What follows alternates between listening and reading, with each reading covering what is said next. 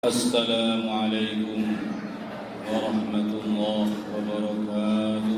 Alhamdulillah, tadi sedikit disampaikan mengenai Karguzari, muhasabah, mengenai dakwahnya, mengenai ngajinya, pondoknya, pesantrennya, kemudian musyawarah-musyawarahnya. Ini betul-betul perkara penting yang harus benar-benar kita syukuri dan kita jaga.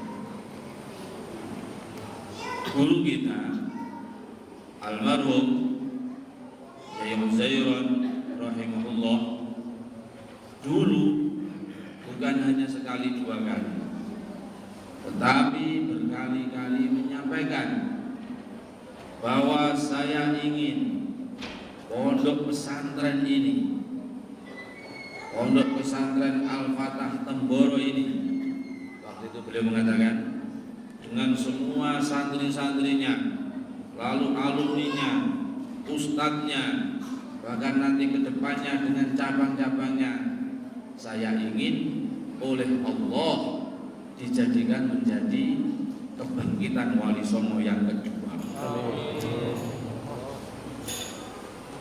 Nah, sekarang kita merenung siapa itu Wali Songo, kemudian apa yang telah mereka lakukan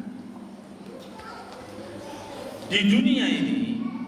Satu bangsa yang tadinya non muslim kemudian berubah hampir 100% semuanya menjadi muslim, itu tidak banyak. Tidak banyak. Antara lain bangsa Arab hampir semuanya menjadi muslim, bangsa Turki. Lah termasuk yang tidak banyak itu bangsa Melayu. Bangsa Melayu itu ya Indonesia, Malaysia, kemudian Thailand bagian selatan, Filipina bagian selatan. Ini tadinya semuanya non muslim berubah hampir 100% menjadi muslim, sebagaimana bangsa Turki, bangsa Arab, bangsa India. Sungguh pun di sana begitu banyak dai-dai, wali-wali, kemudian kesultanan-kesultanan muslim ratusan tahun, tetapi sampai hari ini kebanyakannya orang bangsa India itu masih banyak non muslim, banyak Hindu. Jadi maknanya bagaimana? Bahwa di antara dai-dai yang sukses adalah dai-dai yang bergerak di wilayah bangsa Melayu. Ini di antara dai-dai yang sukses. Adapun masalah makbulnya di sisi Allah, tidak ada yang tahu kecuali Allah. Tetapi dari segi dohirnya, bahwa dari sebelumnya itu non muslim jadi hampir 100% menjadi muslim, kalau diukur itu, maka dai-dai yang berdakwah di wilayah Melayu itu termasuk dai-dai yang paling sukses di seluruh dunia. Kemudian sejarah mencatat Islam di kawasan Melayu itu ternyata perkembangannya, meratanya, kenaikannya selalu ada hubungannya dengan wali-wali songo. Islam di Jawa jelas, Islam di Sumatera itu ada hubungannya dengan Wali Songo, Islam di Kalimantan ada hubungannya di Wali Songo. Sampai di Ternate, ketika kita sampai di sana, orang-orang sana cerita yang bawa Islam di Ternate itu santri-santrinya Wali Songo. Di Malaysia juga pada cerita, Kesultanan Brunei juga pada cerita ada kaitan dengan wali-wali Songo. Jadi di Nusantara, Malaysia, Melayu sekitarnya itu banyak orang-orang berdakwah itu banyak. Bahkan sebelum Wali Songo juga sudah ada dai-dai yang mendakwakan agama.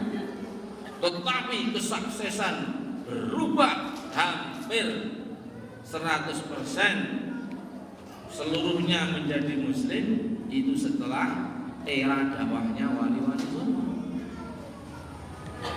Jadi Wali Songo itu jangan kita membayangkan Wali Songo, wali yang jumlahnya hanya 9 orang.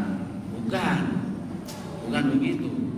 Jadi itu maknanya bahwa pada waktu itu ada gerakan dakwah yang begitu merata di mana-mana, di mana pimpinannya orang-orang yang dituakan, atau mungkin sekarang kita suruh-suruhnya begitu.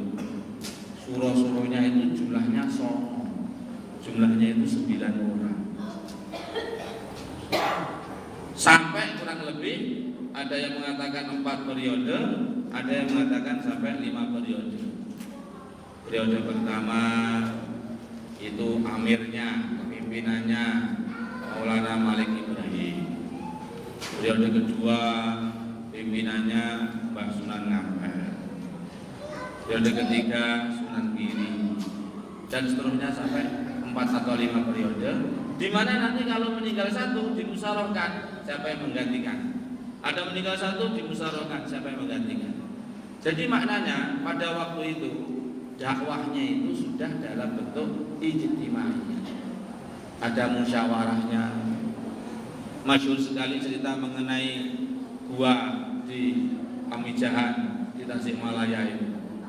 Itu dikatakan sebagai salah satu tempat bermusyawarahnya wali-wali Songo.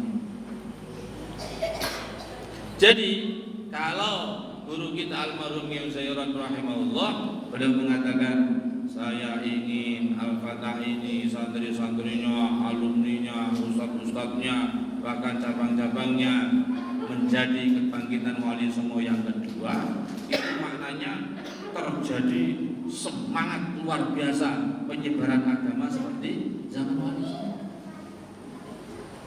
Semoga Allah mudahkan.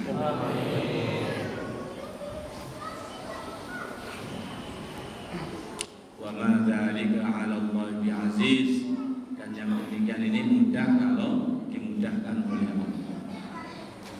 Nah, sekarang kita merenung apa kurang lebih yang dikerjakan oleh para pendahulu kita Wali Songo ini. Maka ternyata apa yang dikerjakan oleh Wali Songo sebagaimana tertulis di dalam sejarah itu, di antara pimpinannya Maulana Rahmatullah, umur 20 tahun pergi meninggalkan negerinya India Selatan, lalu berlabuh sampai di Surabaya, bikin musola kecil. Tadinya itu bikin musola kecil. Nah, terus kemudian dihidupkan sholat jamaah, wiridan, ada ngajinya, ada istighotahnya. Nah, terus kemudian juga ada dakwahnya. Dikirim santri-santri yang selesai ngaji itu dikirim berdakwah kemana-mana.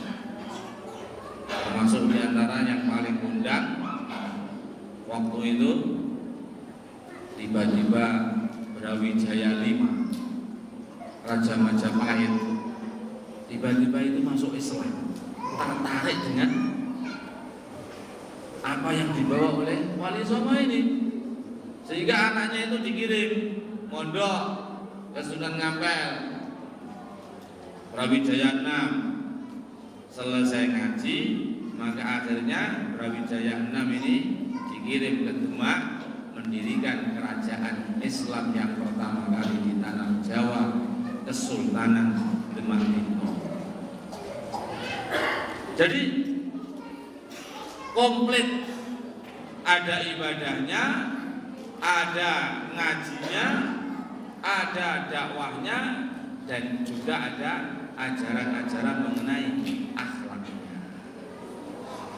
Maka alhamdulillah, alhamdulillah, kita ini di Temboro dan seluruh cabang-cabangnya, alumni-alumninya, ini semuanya programnya betul-betul mendekati ngiblat apa yang dibuat oleh para pendahulu-pendahulu kita.